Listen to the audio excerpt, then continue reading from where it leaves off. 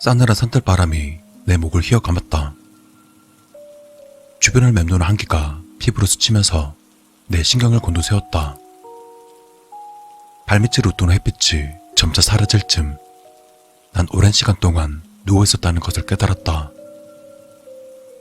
난 손으로 바닥을 더듬거리며 몸을 억지로 일으켜 세웠다. 그 순간 꽉 다물어진 입이 자연스레 열렸다.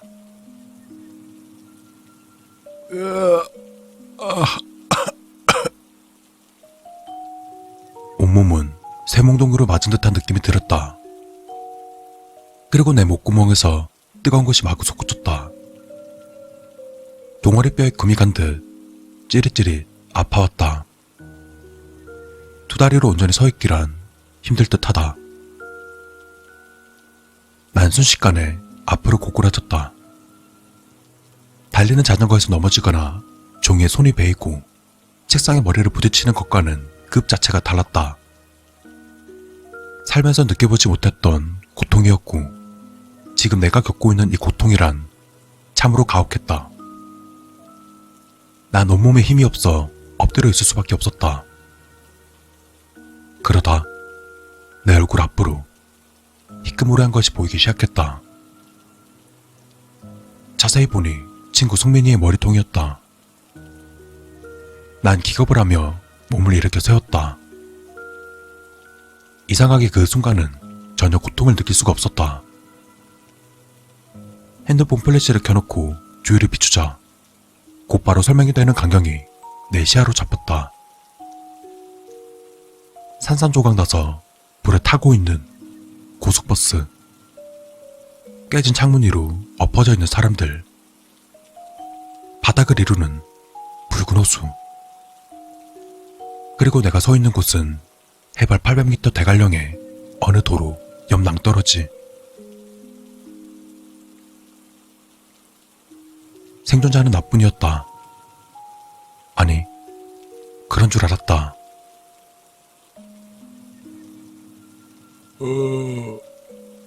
성민이야? 너 살아있어?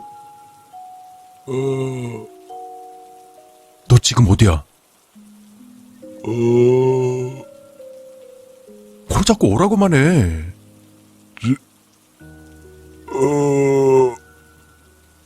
성민아, 뭐라고? 죽어.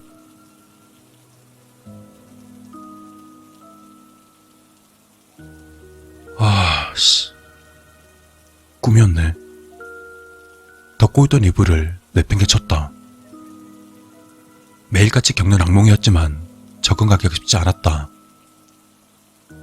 고장난 수도꼭지를 타고 온몸에서 땀이 마구 흘러나왔다. 시계를 보니 오전 3시였다. 진정되지 않는 가슴을 억누르기 위해선 시원한 물 한 잔이 필요했다. 냉장고 안에 물통을 집어 찬물을 단숨에 들이켜봐도 상쾌해지기는커녕 등골이 서늘해졌다. TV 위에 있는 액자가 반짝였다. 그것은 입대하기 전 성민이와 단둘이 추억여행을 갔을 때 찍은 사진이었다. 난 액자를 들고 한참을 바라보았다. 사진 속 활짝 웃고 있는 두 남자는 우스꽝스러운 포즈를 취하고 있었다. 사고가 난 지 2달이 지났지만 그 끔찍했던 현장은 쉽게 잊혀지지 않았다. 이리저리 튕겨나간 사람들, 산산조각이 난 버스, 풀밭을 붉게 물들인 선호색 피, 그리고 성민이의 얼굴. 그래, 내가 많이 원망스럽겠지. 순간 사진 속 평온했던 성민의 얼굴이 순식간에 바뀌었다. 머리에선 피가 쉴 새 없이 흘렀고 입술은 너무나도 창백해 보였다. 그리고 사진 속 성민이의 눈동자가 움직이더니 이내 나와 시선이 마주쳤다. 굳어져가는 다리를 필사적으로 조종하며 뒷걸음질 쳤다. 순수한 공포심이었거나 순수한 죄책감이었거나 얼른 이불을 덮고 잠을 청하라고 했지만 어렴풋하게 희미한 목소리가 들려왔다. 죽어.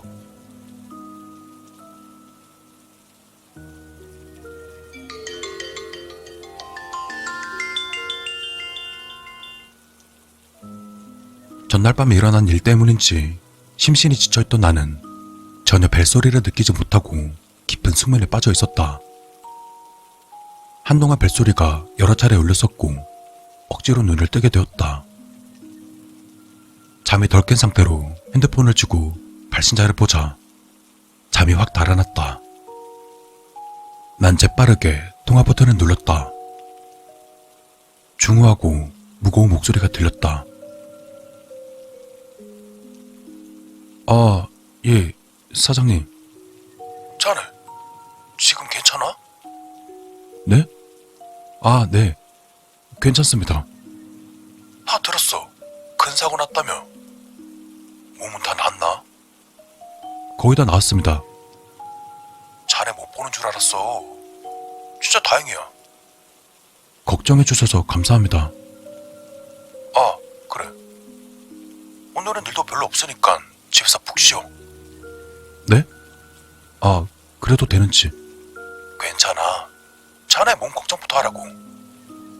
네, 감사합니다, 사장님. 그래. 같이 갔던 친구는 괜찮고? 제 친구요? 난 더 이상 말을 이어갈 수 없었다.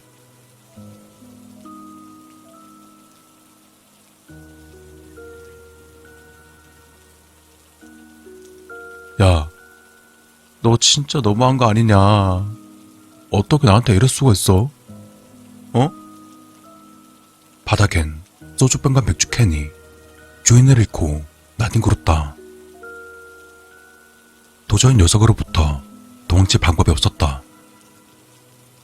술이 거나하게 들어간 뒤에야 그 녀석 앞에서 당당해질 수 있었다. 너 죽은 거 제일 슬펐던 사람이 누군지 알아? 너네 가족도 아니고 바로 나였어, 임마. 근데 왜 자꾸 꿈에서도 괴롭히고 현실에서도 괴롭히는 건데. 뭐? 죽어? 너 그게 나한테 할 소리야? 그래, 나 죽을 거야. 사실 너 얘기만 나오면 나도 확 죽어버리고 싶어. 혼자 살아남은 내가 미안하고, 그래, 죄책감 들어서 미치겠어. 지금도 어디서 나를 지켜보고 있지? 죽기 직전의 모습으로 말이야. 근데 있잖아, 이제 하나도 안 무서워.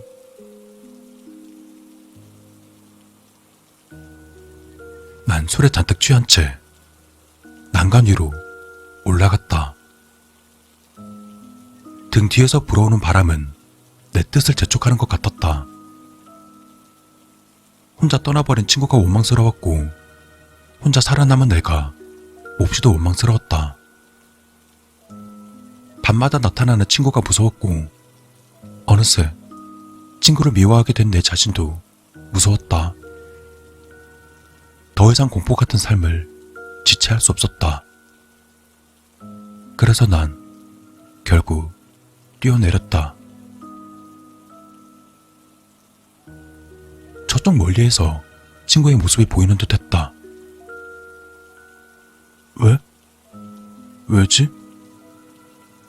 근데 너 왜 그런 슬픈 눈을 하고 있는 거야?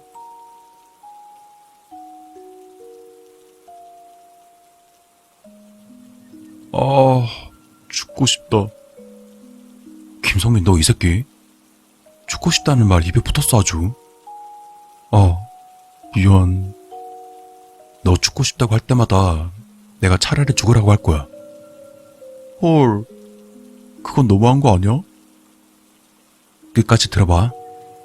내가 너한테 죽으라고 말하면 그럼 오기가 생겨서 그까짓 말에 안 죽을 거라고 마음을 먹겠지. 그럼 안 죽는 거야. 오, 새끼 멋있다. 알았어. 너도 죽고 싶다고 말할 때마다 죽어 라고 말할 거야. 마음대로 해라. 난 아직 죽고 싶은 마음 없으니까. 성민아, 저녁이나 먹으러 가자.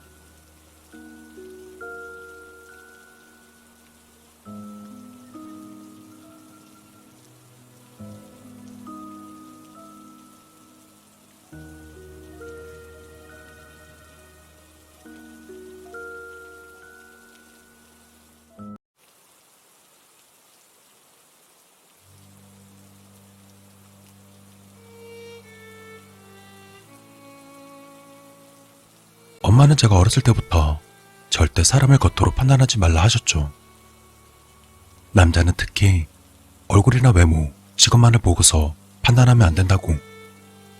꼭 상대방의 속을 확인해야 한다고. 전 성인이 되었어도 귀에 못이 박힐 때까지 들으며 자랐어요. 그래서일까요? 어려서는 엄마가 시키는 대로 공부도 열심히 하고 사람도 몇이나 가리며 만났어요. 자랑은 아니지만 저는 성형수술은 하지 않았어요.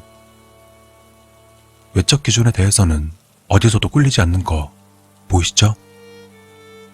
키도 크고 가슴도 작지 않고 군살도 없고 또 타고난 목소리며 건강 상태마저 나무랄 게 없으니까요. 여튼 그러다 보니 자연스레 얼굴과 판다는 얘기를 듣게 되더라고요.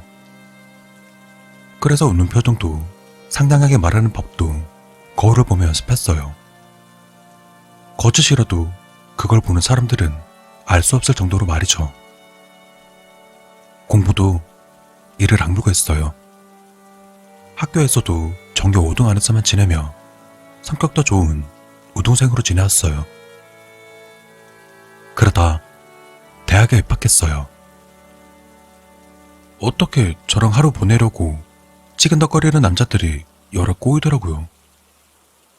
속이 너무 뻔히 보이는 속물들이라서 적당히 둘러대며 적당히 거절도 하고 무시도 하며 인맥을 지켜왔어요. 내 미래를 위한 투자라고 생각했을지도 몰라요. 사람의 재산이라고들 하니까 그렇게 열심히 제 길을 꾸준히 걷다 보니 전 의사라는 직업을 갖게 된 거죠. 어린 시절 관리했던 평판을 발판 삼아 인맥에 신경을 많이 쓴 보답을 받기도 했어요. 아름아름해서 개원한 작은 이 병원도 다른 친구들보다는 시세에 비해 엄청 저렴하게 개원했고 말이죠. 주위에서 저를 보고 재원이라 치켜 세워도 최대한 겸손하게 지내오며 항상 웃으며 친절하게 그리고 냉정하게 지내면서 제 평판을 지켜왔어요. 절대 속마음을 겉으로 내지 않았어요. 그러다 그 일을 만났어요. 수수한 외모에 멋낼 줄도 모르고 센스도 없고 센 척하는 주제에 툭하면 울어버리는 그런 남자였어요. 쉬는 날도 없이 일하면서 고작 월 200버는 그런 남자. 그이가 내 병원에 진료받으러 왔을 때 처음 보았죠. 환자와 의사의 그냥 그런 사무적인 만남이었을 텐데 자기 몸 아픈데도 부끄러워서 말도 제대로 못하던 그 모습이 의외로 귀엽게 보였어요. 미련하다고 하는 게 맞는 표현일지도 모르겠지만 말이죠. 몇 번 진료를 받으러 오고 그때마다 귀여워 보이는 그이에게 제가 먼저 다가갔어요. 우리 한번 만나보자고. 놀라서 손살을 찌는 모습이 아직도 눈에 선해요. 그이는 직장도 자기 형편도 그래서인지 몰라도 어딘가 많이 위축되어 보였어요. 갑자기 나 같은 여의사가 대시를 하니 많이 놀라긴 했을 테죠. 지금 생각해보니 그이의 놀란 표정과 그 반응이 이해는 가요. 간간히 그이를 만나면서 난 가끔씩 놀라곤 했어요. 그 중에 하나 생각나는 게 있다면 어디 보자. 아, 그래요. 처음 만남도 아니고 세 번째 만남에 꽃을 사오더라고요. 그것도 꽃다발도 아니고 그냥 장미 한 송이만. 그 모습이 어찌나 사랑스럽던지 그깟 꽃 한 송이 때문에 처음으로 가슴이 설렜어요. 그동안 저에게 다가왔던 속물들은 모두 자기가 가진 경제력, 외모, 학력 이런 스펙만 내세우면서 내게 다가왔었죠. 명품 선물? 빨간 스포츠카? 찬란한 기금속? 모두 다 받아봤지만 그냥 꽃 한 송이 받아본 적은 처음이었어요. 그래서 더 설렜는지 몰라요. 그이는 차가 없었어요. 그래서 우린 항상 전철역 근처에서 만나야 했어요. 내가 차를 끌고 가서 만나더라도 항상 헤어짐은 전철역이었어요. 집까지 데려다 준다 해도 그이는 거부했어요. 아마 자격지심을 느꼈는지도 모르겠어요. 그이와 만나면 어린 친구들 연애하듯이 그렇게 놀면서 시간을 보냈어요. 길거리 음식도 사먹고 장난감총도 싸보고 5,000원짜리 머리핀도 사보고 그이와 그렇게 함께하는 그 시간은 너무 행복하더라고요. 가끔씩 내가 준비한 데이트 코스로 뮤지컬이나 공연을 보러 가기도 하고 스테이크가 맛있는 레스토랑도 가고 했지만 그이와는 길에서 보낸 시간들이 더 재밌었어요. 해보지 못했던 것들로 가득 차있는 길거리에서 찬바람을 맞으며 편의점 커피를 마셔도 그이와 함께 있으면 시간 가는 줄도 모르고 항상 행복했고 언제나 헤어지는 시간이 다가온다는 게 너무 괴로웠어요. 그때가 언제쯤이었을까? 만난 지 꽤 지나고서 그이가 먼저 전화를 했어요. 일하던 회사에서 진급했다고. 그리고 이제 야근은 안 해도 될 것 같다며 나와 더 오랫동안 같이 있을 수 있겠다며 해맑게 웃으며 말하더라고요. 그이가 그렇게 나와 조금이라도 더 같이 있을 수 있다는 말에 제 가슴은 터질 것만 같았어요. 전화기 너머 전해져 오는 기뻐하는 그이의 목소리 때문에 내 몸은 이상하게 떨려왔어요. 그날 밤 우리는 어느 전철역 앞 작은 호프집에서 만났어요. 그이의 얼굴에서는 웃음이 사라지질 않았어요. 나는 그때 생각했어요. 이 사람이면 충분하다고. 만난 지 꽤 됐지만 그이는 날 한 번도 품으려 하지 않고 아껴줬어요. 하지만 그날은 내가 그이를 안고 싶었어요. 그날 그이의 웃는 얼굴이 너무 사랑스러웠으니까요. 이상하게도 욕심이 났어요. 내 앞에서 웃고 있는 그이의 모든 걸 알고 싶었어요. 그래서 몰래 화장을 고치러 간다고 하고선 자주 들르던 호텔에 예약을 하고 자리를 옮기자고 말하고선 먼저 그이의 손을 잡고 끌다시피 택시를 잡고서 급하게 호텔로 이동했어요. 그날따라 택시가 정말 안 잡혔어요. 내 몸이 긴장과 환희로 떨려오는데 난 그이를 어서 안고 싶은데 마음이 초조해져서 택시가 오는 그 시간이 너무나 길게 느껴졌나 봐요. 그렇게 호텔에 도착하고 그이를 먼저 방에 두고서는 그의 입술을 내가 먼저 포겠어요. 그이는 몸을 움찔하더니 이내 내 허리를 감싸고서 더 진하게 키스를 해주었어요. 미칠 것 같았죠. 더 이상 참을 자신이 없었어요. 그이를 잠시 밀어내고 샤워하고 잠시 기다리고 있어달라고 말하고서 난 호텔 로비로 걸어가 룸서비스를 주문하고서 그이를 위해 준비했던 내 짐을 가지러 병원을 들러서 다시 방으로 돌아왔어요. 작은 가방이 하나 더 늘어서 왔지만 그이는 신경 쓸 겨를이 없었어요. 이런 호텔은 처음 온 사람이었으니까.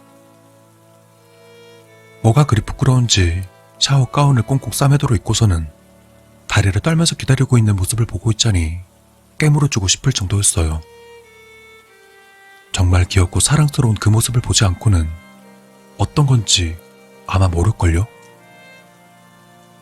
나도 샤워를 마치고 바디로션을 바르며 흥분한 내 몸에 냄새를 감추려 했어요. 그리곤 그의 무릎에 앉아 아까 못했던 키스를 잠시 더 나누게 되었죠. 룸서비스가 왔다는 벨이 울리지 않았다면 아마 그 밤은 무척이나 짧았을지도 모르겠어요. 우리는 침대에 걸터 앉아 룸서비스로 온 와인을 마셨어요. 그이는 안주로 내 입술을 원했지만 난 허락하지 않았어요. 대신 나의 가슴을 그이에게 물려주고 내 허리를 그이에게 주었죠. 그리고 몇 분 동안 우리만의 첫 이야기를 나누다 보니 그이는 미안하다며 말끝을 흐렸어요. 그러다 그이는 스르륵 쓰러지듯 잠에 빠져들더라고요. 곤히 자는 모습은 마치 깐난하게 같았어요. 와인에 몰래 넣은 수면제가 이렇게 빨리 효과가 나타나는 게 조금 마음에 안 들었어요. 하지만 맛있게 와인을 마시는 그이를 보면서 전 흥분하고 말았죠. 그렇게 잠에 빠진 그이의 모습은 너무 사랑스러워 견딜 수 없었어요. 그이의 몸을 가리고 있는 샤워 가운을 벗겨내고서 일하느라 검게 타버린 구릿빛 팔을 바라보며 핏줄이 도톰하게 올라온 그이의 팔을 내 혀로 핥아주었어요. 그리고 준비한 그것을 꺼내 그 도톰한 핏줄에다 그것을 찔러 넣었어요. 혹시 몰라서 침대에 그이의 팔다리를 묶고서야 그이의 몸을 맛봤어요. 귀, 목덜미, 가슴, 손가락, 허리, 배, 그리고 허벅지 사이부터 발목까지. 그이는 너무나 달콤했어요. 이상하게 내 몸이 떨리면서 그이를 맛보는 내가 젖어버렸어요. 더 이상 참을 수가 없었어요. 나는 젖어버린 몸을 끌고 떨리는 다리를 끌면서 아까 챙겨왔던 가방을 곤히 자고 있는 그의 옆에 두고선 소독용 알코올을 꺼내 그의 몸을 구석구석 정성스럽게 닦아주었어요. 우리 둘에게 있어 새로운 경험이 될 거라 생각하니 내 몸이 더 젖어왔어요. 입에서 단내가 시작한 나는 그의 탄탄한 가슴부터 시작해 빨간 선을 그었어요. 피부가 갈라지면서 생기는 붉은 선에서 빨갛고 예쁜 액체가 솟아나기 시작했어요. 너무 아름다웠어요. 그이는 것뿐만 아니라 모든 게 너무 사랑스러웠어요. 꿈틀거리는 근육들도 피에 흠뻑 젖어도 하얗게 보이는 그 뼈와 팔딱거리는 심장. 마치 인체 표본같이 정돈되어 있던 그의 장기들은 날 유혹했어요. 그의 장기를 하나하나 떼어내 병 안에 모으고서 선홍빛을 뿜는 그의 피를 입안에 가득 물었어요. 그때 온몸에 전기가 흐르는 듯 내 허리가 휘었어요. 그만 절정에 취해 참을 수가 없었어요. 그이를 안고 싶었어요. 더 그이를 사랑하고 싶었어요. 가슴이 열려서 점점 하얗게 변해가는 그이의 모습은 더욱 섹시해졌죠. 난 그이의 옆에서 그이의 와인에 내 몸을 적시며 잠이 들었어요. 지금도 그날 같이 취해 있던 그때를 생각하니 참을 수가 없어요. 엄마가 말씀하셨던 건 다 사실이었어요. 상대방의 속을 확인하고서 속까지 사랑하라는 그 말이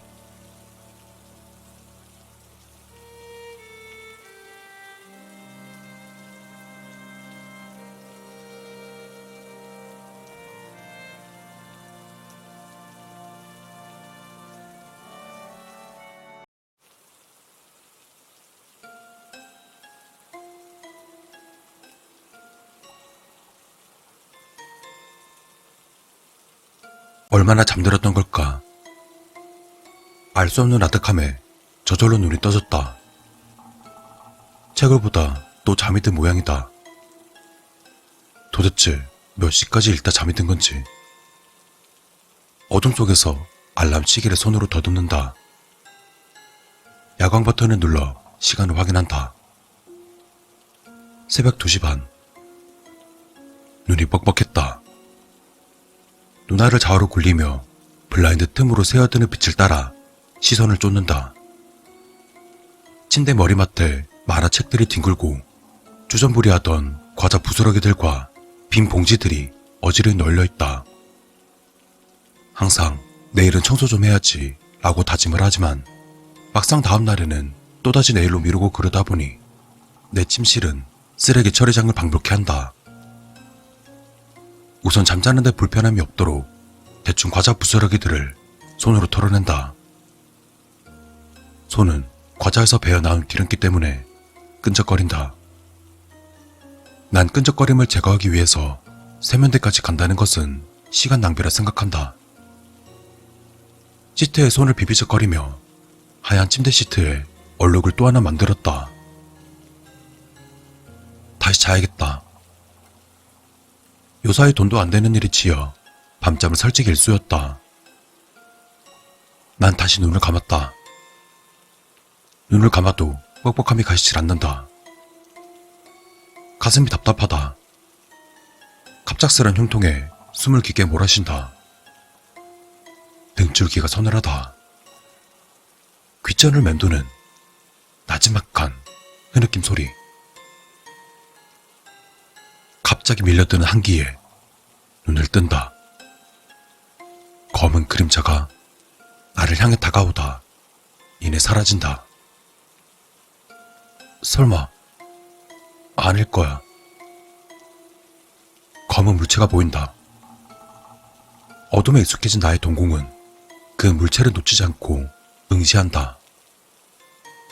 기다란 손톱으로 바닥을 긁으며 천천히 나에게 다가오는 그것. 거친 폭포 같은 머리칼 사이로 새빨간 눈동자와 나의 눈동자가 마주친다. 밀려오는 한기가 온몸에 소름을 돋게 한다.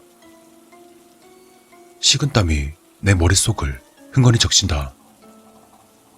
그것의 얼굴은 하얗게 못해 몹시도 푸르스름하게 창백하다. 피를 머금은 듯한 눈에서는 금방이라도 피눈물이 줄줄 흘러내릴 듯하다. 그놈이 나를 향해 기분 나쁜 미소를 짓는다. 그리곤 날카로운 이를 드러내며 내 심장을 쥐어뜯을 것처럼 달려든다. 난 몸을 옆으로 살짝 굴리며 그것을 걷어찼다. 그것은 캑하는 짐승의 소리를 내며 침대 밑으로 굴러떨어졌다. 나는 천천히 몸을 일으켜 스탠드 불을 켠 뒤 그놈을 향해 소리쳤다. 참 가지가지한다. 나 잘 때는 건드리지 말라고 했어, 안 했어? 또 한 번 장난치면 밧줄에 목매달아 창밖에 걸어놓는 듯지. 말을 오징어 놀이 한 번 더 할까? 아직도 노려본다 이거지. 너 나를 확 뽑아버려? 어쭈? 그 눈초리 재수없다고 했지. 눈 안 깔아? 기분 나쁜 미소는 순식간에 비굴한 미소로 바뀌는 그놈의 얼굴. 익숙해질만도 한데 아직도 순간순간 정신을 아득하게 만든다. 저놈이 이 시간에 욕먹을 것을 각오하고 이런 시답잖은 장난을 친다는 것은 아마 손님이 왔기 때문일 것이다. 가끔 이렇게 영업시간 외에도 막무가내로 찾아오는 손님이 있긴 하다. 하긴 이런 장난이나 해대는 쓸모없는 놈이 무슨 수로 막을 수 있겠는가. 하지만 내 수면을 방해한 놈에게 다시 한번 훈계를 할 필요는 있다. 내가 영업시간 외에는 손님 받지 말라고 했지. 도대체 네가 할 줄 아는 게 뭐야? 장난이나 치라고 내가 널 데리고 있는 줄 알아? 아, 됐고 그 머리 묶던지 어떻게 좀 해봐. 그놈의 몸을 묶은 뒤 창밖에 매달아 놓는 일명 마른 오징어 놀이가 무섭긴 무서웠나 보다. 금세 시선을 내리깔고는 변명이라도 하려는 듯 입을 뻐끔거리다 이내 다시 입을 다문다. 나 늦게 자서 너무 피곤하거든? 그러니까 손님한테 아침에 오라 해. 그놈은 다시금 내 눈치를 보며 조심스럽게 말을 꺼낸다. 너 돈 없잖아. 관리비도 밀렸고 핸드폰 요금도 밀렸잖아. 그리고 난 머리 묶는 거 싫어. 찰랑찰랑하게 풀어놓는 게 좋아. 젠장. 그놈의 돈이 웬수다. 밀린 세금들만 아니라면 이 시간에 온 손님을 쫓아버릴 텐데. 난 투덜거리며 반바지와 티를 대충 입고서는 다시 한번 그놈이 있는 곳을 노려본다. 없다. 이럴 땐 동작이 빠르다. 벼락 맞을 놈. 뒷머리를 고무줄로 대충 묶고는 안경을 찾는다. 어디에 뒀더라? 오늘은 기필코 청소하겠다고 다짐은 하지만 정말 청소를 하게 될지는 미지수다. 문을 열고 나가자 소파에 25쯤 되어 보이는 웬 여자가 앉아있다. 하얀 얼굴에 긴 생머리, 갈색 눈동자, 코가 약간 옆으로 휜 것을 제외하고는 별다른 특색이 없는 미인형이다. 내가 관찰하는 것을 느꼈는지 슬그머니 일어나 인사를 꾸벅한다. 예의가 바른 여자인 것 같다. 첫 인상이 이 정도면 나쁘지 않다. 나는 주눅들어 보이는 그녀 맞은편 소파에 걸터앉아 담배를 문다. 재떨이에는 담배 꽁초들이 쌓이다 못해 테이블 위를 굴러다니고 있다. 라이터는 또 어디에 있는 거야? 야, 다중이 라이터 못 봤어? 내가 담배를 입에 물었으면 눈치껏 라이터를 찾아봐야 할 것 아닌가. 그놈은 잔뜩 불만 섞인 목소리로 날 노려보며 말한다. 나 다중이 아니라니까. 내 이름은 이 새끼가? 내가 다중이라면 다중인 거야. 너 다중인 거 맞잖아. 아니야? 다중이는 궁시렁거리며 라이터를 찾는다. 여기 있네. 테이블 밑에. 네가 쓸모있을 때는 물건 찾을 때뿐이지. 청소를 할 줄 아나 손님 접대를 잘하길 하나. 아유. 다중이 저놈은 길거리에서 헤매고 다니는 걸 내가 좋아한 놈이다. 테이블 밑에 있다는 라이터가 보이기는 하는데 너무 깊숙이 들어갔는지 손이 잘 닿질 않는다. 제 얘기 안 들어주시나요? 잠깐 있어봐.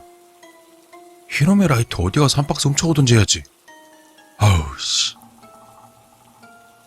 테이블 밑으로 손을 길게 뻗어 라이터를 손에 잡는 순간 그녀의 희미한 다리를 스친다. 얼음장 같다. 담배에 불을 붙이며 다시 소파에 앉는다. 누구한테 내 얘기를 들었는지는 모르겠지만 저녁 7시 이후로는 상담 안 받는다는 소리 못 들었어? 급한 일 아니면 아침 9시 이후에 와. 이렇게 배짱을 부려야 협상이라는 것을 할 테고 그래야 수고비를 더 받을 수 있다. 물론 그것도 돈이란 걸 받을 수 있을 때의 얘기지만 말이다. 그녀는 고개를 숙이고 두 손을 꽉 잡고 있다. 얼마나 힘있게 잡았는지 가늘고 긴 하얀 손가락이 더욱 하얗게 질려있다. 어지간히 다급한 문제인가 보다.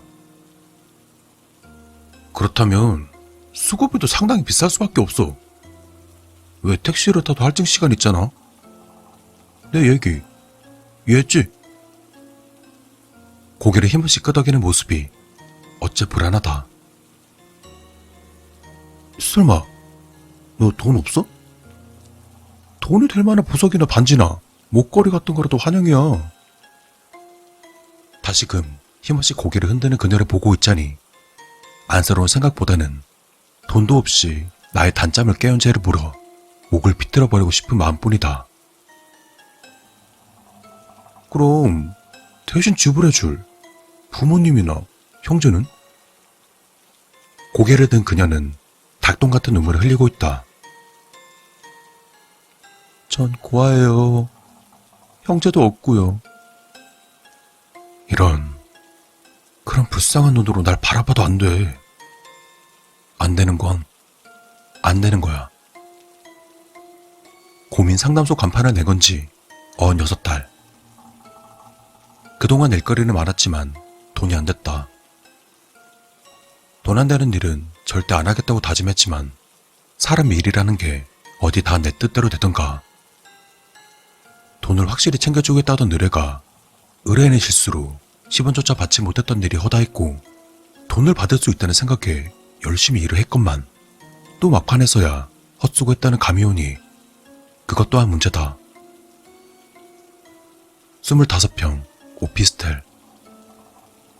이곳은 나의 사무실이자 안식처다. 내가 가진 전 재산을 탈탈 털어서 약간의 융자를 끼고 구입했다. 약간 낡기는 했지만 가격도 싸게 나왔고 서울에서 이런 노른자를 구하기는 쉽지 않다. 나름 조망도 괜찮고 방도 2개다. 하나는 침실로 쓰고 하나는 거실 같아서 제법 사무실 분위기가 나고 있다. 미안. 우리 고민 상담소 철칙. 돈 나올 곳이 없으면 상담 시작도 하지 않는다. 시간도 오래 걸리고 개고생해가며 사건을 풀어야 하는 일도 절대 안 된다. 오케이? 그녀는 다시금 절박한 눈으로 나에게 애원하며 말한다. 제발 부탁드려요.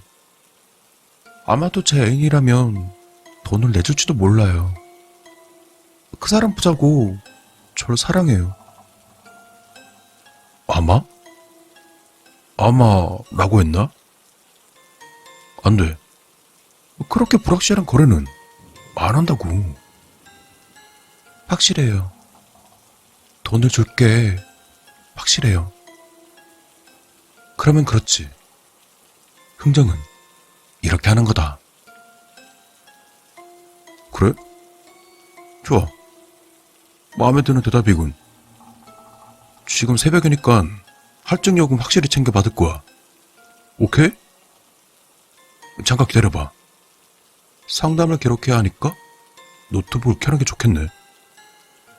그제야 그녀도 진정된 듯 보인다. 사실 거창하게 노트북을 켤 필요도 없다. 이건 그냥 쇼맨십이라 해야 하나? 내가 노트북을 부팅하는 사이 할 일 없는 다중이는 계속 그녀 앞을 어슬렁거린다. 다중아, 눈깔에 자꾸 빨간 칠하고 손님들 겁주면 내가 어떻게 한다고 했지? 알았어. 얌전히 구석에서 듣고만 있을게. 쳐다보지도 않고 고개도 숙이고 있을게. 다중이는 토라져서는 구석으로 간다. 쟤는 신경 안 써도 돼. 장난이 심해서 그렇지 원래는 착해.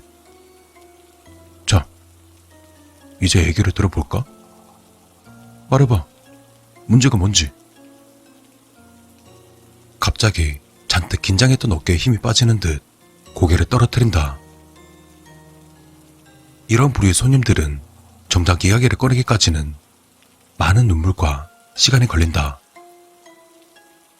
난 그녀의 이야기가 시작되길 기다리면서 소파에 몸을 깊숙이 파묻으며 담배 연기를 연실 뿜어댄다. 드디어 그녀가 떨리는 목소리로 입을 연다.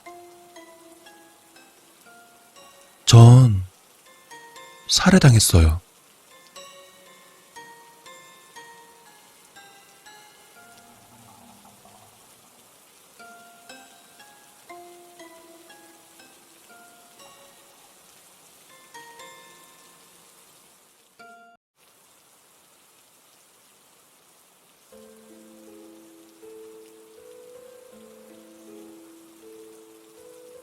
왼쪽 눈이 화끈거리고 아픈 게 느껴졌다. 난 잠에서 깨어났다. 그리고 거울을 보았다. 여드름처럼 빨갛게 부어오른 달이 끼었는데 눈꺼풀에 완두콩만한 크기로 자리 잡고 있었다. 안약을 넣어서 증상을 좀 완화해보려 했다. 하지만 일주일이 지났도록 아무 효과를 볼 수 없었다. 결국 다른 약과 항생제를 처방받아서 시도했다. 하지만 여전히 효과가 없었다. 그렇게 일주일이 흘렀다. 아침에 다시 눈을 떴을 때 눈꺼풀을 짓누르는 듯한 고통스러운 통증을 느꼈다. 왼쪽 눈에 생긴 물혹 때문에 왼쪽 시야 일부가 차단됐고 터진 다래끼에서 나온 진물은 자꾸만 눈으로 들어가는 바람에 미친 듯이 따갑기도 했다. 그렇게 2주가 흘렀다. 지금의 다래끼 크기는 2주 전보다 2배가 되었다. 안과를 들락날락하면서 온갖 항생제는 항생제, 안약과 위약을 처방받았다. 하지만 죄다 헛수고였다. 이미 왼쪽 눈은 시력을 거의 잃을 것 같은 데다 엄청난 열감이 느껴지기도 했다. 어느덧 3주차. 그날도 어김없이 아픈 통증과 함께 억지로 잠에 들었었다. 그렇게 잠이 들고 얼마 지나지 않아 난 땀에 흠뻑 젖은 채 덜덜 떨면서 깨어났다. 왼쪽 눈이 미친 듯이 화끈대던 탓이었다. 따뜻하고 축축한 액체가 내 왼쪽 볼을 뒤덮고 있었고 굉장한 악취가 콧구멍을 찔러댔다. 썩은 달걀과 커피 혹은 플라스틱 태우는 냄새에 버금가는 것이었다. 난 침대에서 뛰쳐나와 거울 앞으로 달려갔다. 그리고 거울에 비친 나를 바라보는 순간 속이 뒤집히는 느낌이었다. 세면대 앞에서 몸을 덜덜 떨면서 모든 걸 개어냈다. 내 왼쪽 눈이 있어야 할 곳은 붉은색 구멍만 있었다. 아니, 검정에 가까운 검붉은 구멍. 그 구멍에서는 하얀 고름이 흘러나왔다. 얼굴이 끈적하고 화끈댔다. 다래끼는 사라졌지만 동시에 내 왼쪽 눈도 사라졌다. 머리가 무겁게 느껴졌다. 머리가 무겁다고 느끼는 건 내가 많이 약해졌다는 것. 노란색 화장실 타일은 빨갛게 보였다. 그리고 이 화장실의 방향제 냄새 역겨웠다. 무릎이 휘청댔다. 주먹이 펄해졌다. 머릿속이 하얘졌다. 이 상황을 도저히 이해할 수 없었다. 그러다 난 정신을 잃고 바닥에 쓰러졌다. 그렇게 얼마나 쓰러져 있었을까? 오른쪽 눈에서 간질거리는 느낌이 들자 정신이 번뜩 들었다. 공기가 내 얼굴을 때리는 것을 느끼며 몸을 일으켰다.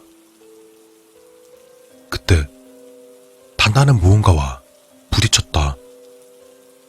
아니, 누군가와 부딪혔다. 열감과 통증이 느껴지는 오른쪽 눈을 뜨자 나를 마주보는 회색빛 얼굴이 보였다. 그것은 가죽만 남은 생명체였다. 인간과 흡사한 모습을 가졌으나 텅 빈 얼굴에는 엄청난 크기의 흰 눈이 자리하고 있었다. 부르뜬 입술은 뼈만 남아 붉어진 턱 위에 있었는데 침과 알 수 없는 무언가가 묻어 있었다. 그리고 그것은 완전히 발가벗은 상태였다. 그것은 배꼽도 생식기도 없었으며 발이 있어야 할 곳에는 손이 있었다. 난 소리를 지르려 입을 열었지만 그것이 재빨리 벽을 타고 화장실에 딸린 작은 창문으로 도망가는 것을 보자 숨이 턱 막혔다. 허겁지겁 몸을 일으켜 거울 속 나를 확인했다. 왼쪽 눈은 이미 사라졌다. 헌데 오른쪽 눈에 여드름처럼 빨갛게 부어오른 다래끼가 완두콩만한 크기로 자리 잡고 있었다.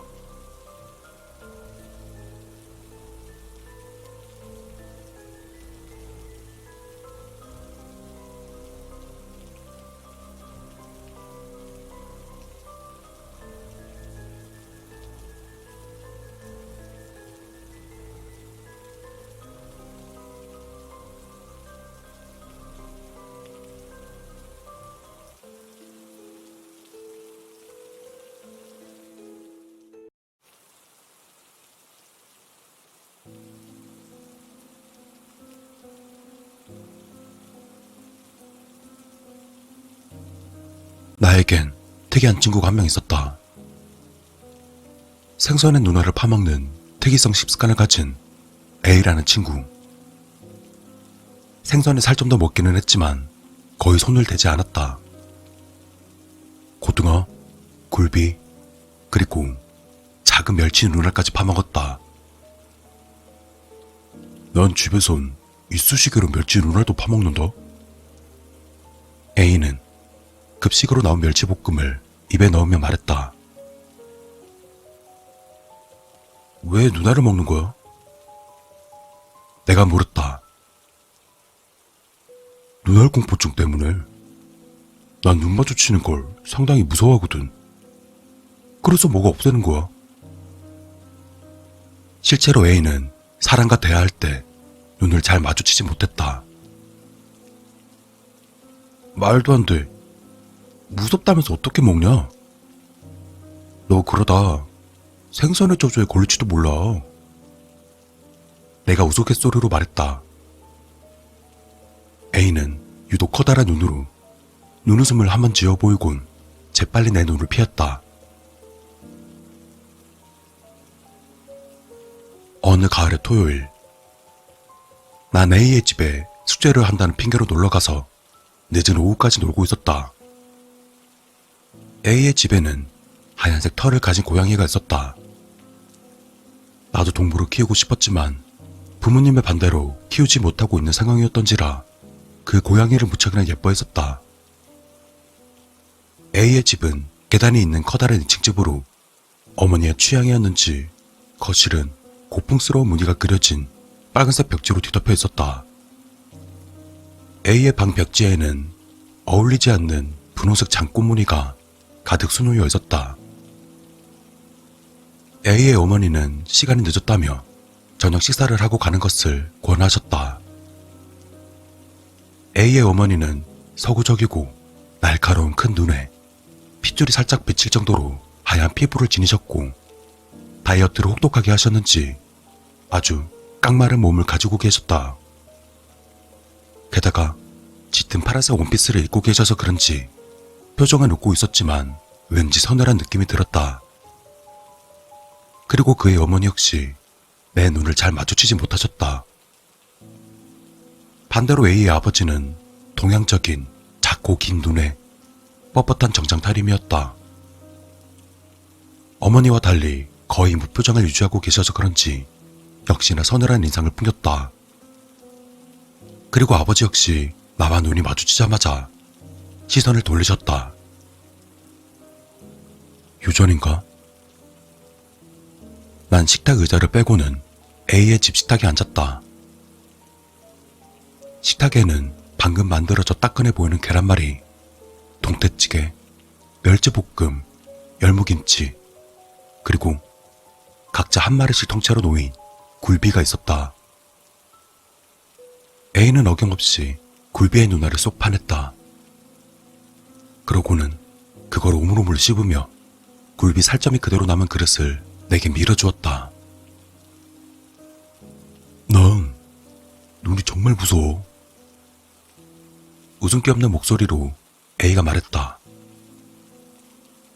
A는 동태찌개에 든 동태와 멸치볶음의 멸치마저도 이쑤시개로 눈알을 쏙 빼서 먹었다.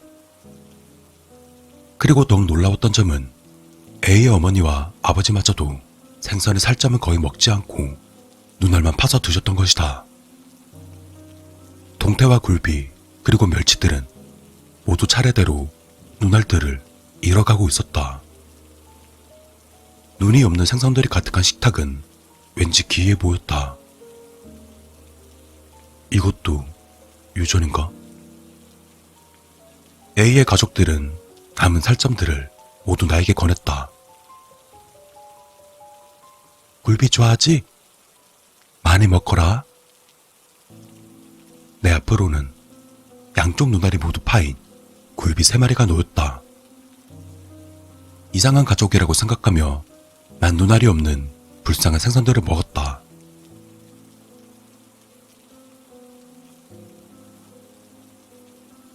주말이 지난 수요일, 학교를 마친 나는 학원에 가기 전 A와 함께 내가 사는 아파트 놀이터에서 잠시 그네를 타고 있었다. 당시의 계절은 가을이라 그런지 그네를 타며 바람을 맞고 있으니 조금 쌀쌀했다. 나 이제 학원 갈 시간이야. 내가 말했다. 그래? 나도 집에 갈래. A가 말했다. 우리는 그네에서 내려 길을 걸었다. 헌데 자동차들이 빼곡히 주차되어 있던 골목에 형체를 알아보기 힘든 검은 물체가 있었다. A야, 저거 보여? 저게 뭐지? 우린 검은 물체를 확인하기 위해 가까이 다가갔다. 그렇게 조금 더 가까워지자 그것의 정체를 알게 되었다. 난 깜짝 놀라 재빨리 몸을 뒤로 돌렸다. 그것은 죽은 지 얼마 되지 않은 검은 고양이의 시체였다. 그리고 그것의 백가죽 사이로 내장이 조금 흘러나와 있었다. 생전 처음 보는 동물 시체에 꽤나 충격을 받았다. 차에 치인 건가? 눈을 가렸던 두 손을 조심스럽게 벌려 죽은 고양이를 살펴보았다. 고양이의 두 눈은 총명한 빛을 잃은 채 가만히 허공을 응시하고 있었다. 그렇게 얼마간의 시간이 흐르고 충격이 조금 없어지자 죽은 고양이가 불쌍하다는 생각이 들었다. 고양이 불쌍하다. 그치? 우리가 묻어줘야 하나? A는 나보다도 더 놀랐는지 아무런 말도 없었다. 어른들 불러올까? 그냥 가자. A가 처음으로 입을 열었다. 왜? 불쌍한데. 그냥 가자. A는 얼른 그 자리에서 벗어나고 싶었던 건지 몸이 건조한 목소리로 같은 말만 반복했다. 고양이를 키우고 있어서 그런지 더욱 충격이 큰 듯했다. 알았어. 그냥 가자.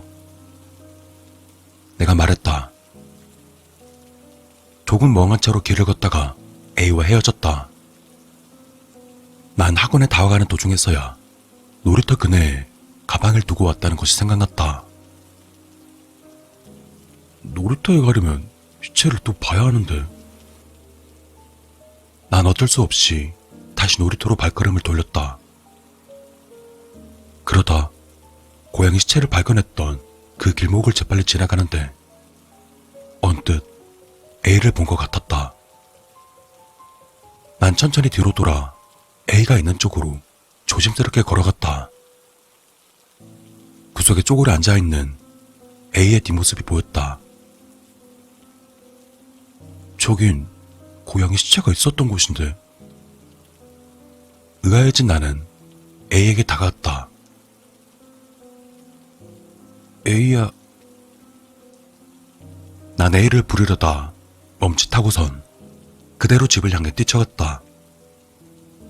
놀이터에 있는 책가방도 지각 위기에 놓인 학원도 잊어버린 채였다. A는 손가락으로 죽은 고양이의 누나를 파내고 있었다. 헐레벌떡 뛰어가면서도 생각을 멈출 수가 없었다. 잘못 본 건 아닐까? 아니야. 아까 충격받아서 헛것을 본 걸지도 몰라. 그러다 이내 뜀박질을 멈추며 생각했다. 다시 가보자. 난 쌀쌀해진 바람을 온몸으로 맞으며 빠른 걸음으로 걸었다. 그리고 길목에 도착하니 A는 사라진 상태였다. 고양이는 여전히 그 자리에 있었다. 난 미간을 찌푸리며 천천히 다가가 고양이의 얼굴을 확인했다. 고양이의 두 눈이 있던 자리는 텅 비어 있었다. 그리고 눈 근처에는 아직 마르지 않은 피가 흥건했다. 그에 난 놀라서 뒤로 자빠졌다. 난 곧바로 몸을 일으켜 집으로 뛰쳐갔다. 역시 잘못 본 게 아니었다. A는 왜 고양이의 눈을 파낸 걸까? 그러다 문득 A의 집에서 있었던 일이 떠올랐다. A의 가족들이 생선의 눈알만 모조리 파먹은 뒤 눈알이 없는 생선들을 내밀던 모습이 머릿속에서 재생되었다. 설마 아니겠지? 다음날 잠을 제대로 이루지 못해 피곤에 치댄 눈으로 학교에 가자 A는 아무렇지 않게 나를 반겼다. 오늘 급식도 생선이었으면 좋겠다. 난 차마 A의 눈을 바라보지 못했다. 어제 그 고양이 말이야. 내가 말을 꺼냈다. 그 죽은 고양이? 불쌍했지? 묻어줄 걸 그랬나? 그리고 A는 아무렇지 않게 말을 이었다. 근데 고양이 눈은 참 예쁜 것 같대. A가 내 눈을 피해 허공 원자리를 바라보며 말했다. 난 결국 어제 있었던 일에 대해 묻지 못했다. 어느덧 시간이 흘러 겨울방학이 되었다. 그리고 집에서 다음 학년 공부를 하던 중 A에게 전화가 왔다. 내일 내 생일이라 생일 파티 할 거야. 너도 우리 집으로 와. 그래? 알겠어. 별로 내키지 않았지만 그래도 학교 다닐 때 가장 친하게 지낸 친구였던 A의 제안을 승낙했다. A의 생일날, 난 조금 이른 시간에 A의 집으로 가서 초인종을 눌렀다. A가 문을 열어줬다. 일찍 왔네? 어서 와. A는 생일이라 그런지 기분이 좋아 보였다. 생일 축하해. 내가 말했다. 고마워. 들어와. 난 A의 집으로 들어갔다. 집으로 들어가자 A의 어머니가 나를 반겨주셨다. 어머, 어서 와. 일찍 왔구나. A의 어머니는 커다란 부엌에서 무언가에 튀김옷을 묻혀 펄펄 끓는 기름에 담그고 계셨다. 헌데 자세히 보니 사람의 것만한 크기의 눈알이었다. 생일에만 먹는 연어 눈알튀김이야. 엄청 맛있을 거야. A는 침을 꾹꾹 삼키며 말했다. A의 아버지는 낑낑대며 연어의 눈알을 뽑고 계셨다. 눈알에 붙은 살구색 살점은 연어의 눈알과 함께 뚜두둑 뜯겨나갔다. 소파에 앉아서 기다리렴. 음식은 금방 준비될 거야. A의 어머니가 말씀하셨다. 오랜만에 보아서 그런지 더욱 창백해 보이는 얼굴이었다. 눈가의 섀도우는 새까매 진했고 양쪽 귀에는 샹들리에 모양의 반짝이는 귀걸이가 달려있었으며 고급스러운 짙은 보라색 원피스 위로는 프릴이 달린 하얀색 앞치마 차림이었다. A의 생일이라 신경을 쓰신 모양이었다. 위로 한껏 올라간 커다란 눈매에는 기분 좋아 보이는 웃음이 가득했다. A의 아버지는 역시나 무표정을 유지하고 계셨다. 내가 소파에 가서 앉자 흰색 고양이가 나에게 다가왔다. 기분이 좋은 듯 다리 얼굴을 부비며 그르릉 하는 소리를 냈다. 그리고 난 고양이의 털을 쓰다듬어 주고 있었는데 잠시 후 A의 어머니가 날 부르셨다. 그에 난 부엌으로 가보니 식탁 위에는 맛있어 보이는 음식들이 가득했다. 머리까지 통째로 구운 고등어 구이, 도미찜, 머리 장식이 있는 광어회, 연어 눈알튀김, 멸치볶음 등 음식은 모두 생선 요리였다. 그리고 식탁 한가운데 아무런 장식이 없는 하얀색의 커다란 생일 케이크가 어울리지 않게 놓여 있었다. 왜 음식이 다 생선 요리지? 음식 시키기 전에 얼른 생일 좀 불자. A의 어머니의 말씀에 A의 아버지는 말없이 생일 케이크 위에 놓인 초에 불을 붙이기 시작하셨다. A는 거실 불을 끄기 위해 자리에서 일어났다. A가 등불을 끄자 우리는 생일 축하 노래를 불렀다. 그리고 노래가 끝나자 우린 밥을 먹었다. A는 연어 눈알튀김을 호호 불어가며 먹었고 A의 아버지는 광어 머리에서 파는 눈알을 멀컹멀컹 씹고 계셨으며 A의 어머니는 도미찜에서 눈알을 골라내어 밥에 올려놓고 으깨어 양념과 함께 비벼 드셨다. 얼마나 맛있게 먹던지 식탁 위에 사람의 대화는 없었고 오직 생선 눈알 씹는 소리만 들렸다. 도무지 젓가락을 들 수가 없었다. 안 먹고 뭐해? 맛있어. 먹어봐. A가 내 밥그릇 위에 껍질이 반쯤 벗겨져 물컹한 속살이 다 드러나 보이는 연어 눈알 튀김을 올려주었다.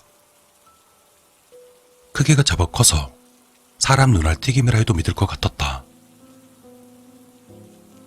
입맛이 없나 보구나. 밥이 싫으면 케이크 먹을래?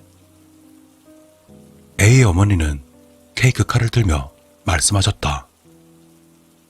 그리고선 민무늬의 하얀 케이크를 쓱쓱 자르셨다. 과일이 가득 들었는지 쉽게 잘리지 않는 모양이었다. 그런데 케이크의 단면을 본 나는 화장실로 뛰쳐갔다. 케이크 안에 있던 수많은 눈알들이 날 쳐다보고 있었던 것이다. 잘린 눈알의 단면들도 덜어 있었다. 익히지도 않았는지 눈알에서 나온 거무축축한 물들이 케이크 시트를 잔뜩 적시고 있었다. 난 화장실로 뛰쳐가서는 병리의 얼굴을 쳐박았다. 헛구역질을 하며 필사적으로 머리를 굴렸다. 이 가족들은 미쳤다. 어떻게든 빠져나가야 한다. 그런데 머리를 들고 일어나 보니 화장실 안에 거울이 없었다. 이건 또 무슨 일이지? 내가 화장실에서 나왔지만 가족들은 아랑곳하지 않고 맛있게 식사를 하고 있었다. 얼마 전에 집안의 모든 거울들을 없앴어. 눈알 공포증이 너무 심해져서 이젠 내 눈을 마주보는 것도 힘들거든. A가 눈알 튀김을 입에 넣으며 말했다. 그렇다면 저 수많은 생선 눈알들은 어떻게 쳐다보는 거지? 혼란스러워하는 나에게 A의 어머니는 고동한 누나를 빼며 말씀하셨다. 누나할 공포증이 없다는 것은 정말 행운이란다. 감사하게 생각하렴. A의 아버지는 아까부터 계속해서 날 힐끔힐끔 쳐다보고 계셨다. 얼른 선물만 주고 집에 가야겠다는 생각이 들었다. 그리고 가방에서 A의 생일 선물을 꺼냈다. A야, 나 바빠서 이만 가봐야 될 것 같아. 이건 선물이야. 생일 축하해. 와, 고마워. 뭘까나? 내가 준비한 선물은 고풍스러운 디자인의 커다란 손거울이었다. 고풍스러운 집에 사는 A에게 잘 어울릴 것 같아서 용돈을 털어 산 거였다. 아, 맞다. 그런데 그거... 내가 말을 다 하기도 전에 A는 이미 포장지를 뜯었다. 커다란 손거울이 번쩍 빛을 내며 모습을 드러냈다. 가족들은 일제히 젓가락질을 멈추고 그 거울을 바라보았다. 거실은 친구이 가져온 싸늘한 공기로 가득했다. 손거울을 든 A의 손이 바들바들 떨기 시작했다. 손거울에 비치는 A의 눈은 곧 튀어나올 것처럼 크게 띄어 있었다. 입가엔 생선 눈알에서 나온 육즙이 반들반들하게 묻어 있었다. 난 이상한 분위기에 압도되어 아무런 말도 하지 못한 채 얼어 있었다. 그때였다. A가 갑자기 거울을 바닥에 던졌다. 앤티크한 디자인의 거울은 사방에 파편을 튀기며 요란하게 깨졌다. 그리고 A는 곧 정신이 나간 사람처럼 누나를 이리저리 굴리기 시작했다. 나는 누나리 무서워. 무섭다고, 누나리. 그리고 곧 A의 눈동자는 뒤집히기 일보 직전인 것처럼 흰자를 가득 내보였다.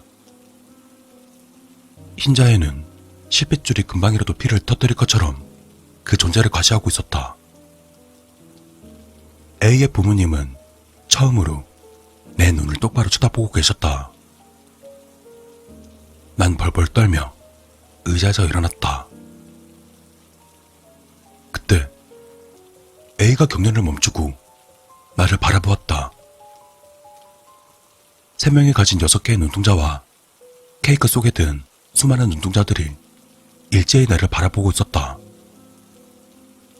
그러고는 A가 조용히 말했다.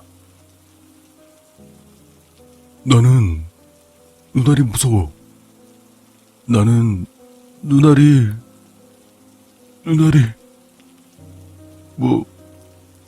먹고 싶어. A는 갑자기 나에게 달려들었다.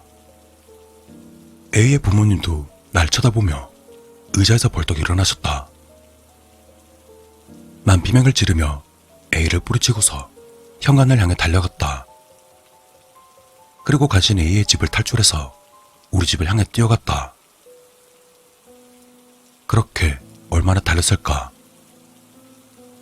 다리가 잘 움직여지지 않자 눈물이 마구 쏟아졌다. 결국 난 얼마 가지 못해 다리에 힘이 풀려 넘어지고 말았고, 난 곧바로 뒤를 돌아보았지만 A는 보이지 않았다. 대신 A의 집에선 귀가 찢어질 듯한 비명 소리와 함께 마치 지옥에서 들려오는 듯 섬뜩한 웃음소리가 들려오고 있었다. 그 끔찍한 소리에 두 귀를 막고 벌벌 떨다가 결국 정신을 잃고 말았다. 그게 내가 A를 본 마지막 기억이었다.